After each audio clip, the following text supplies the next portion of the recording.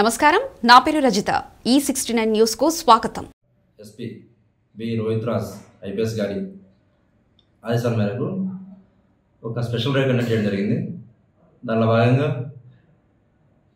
Number plates లేనివి, minor driving licence లేని వెహికల్స్ని ఒక 25 వెహికల్స్ని మనం ఈరోజు స్టేషన్ తీసుకోవడం జరిగింది. వాళ్ళకి టౌన్ ఇన్స్పెక్టర్ సంజయరావు సార్ ఆధ్వర్యంలో వాళ్ళందరికీ కూడా కౌన్సిలింగ్ ఇవ్వడం జరిగింది. ముఖ్యంగా మా దృష్టికి వచ్చింది ఏంటంటే, చాలామంది తల్లిదండ్రులు వాళ్ళ పిల్లలకి మైనర్స్కి డ్రైవింగ్ లైసెన్స్ లేకపోయినా కూడా వెహికల్ ఇవ్వడం జరుగుతుంది. అదేవిధంగా కరకట్టలు సిటీ అవుట్స్కర్ట్స్లో కూడా ఈ మైనర్స్ మిగతా వాళ్ళందరూ కూడా రేసింగ్ స్టార్ట్ చేస్తున్నారని తెలిసింది, రేసింగ్లో పాల్గొంటున్నట్టు తెలిసింది.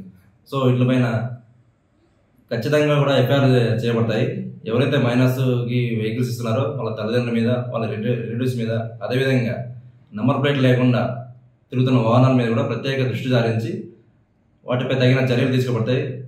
అవసరమైతే ఎఫ్ఐఆర్ కూడా నమోదించబడతాయి.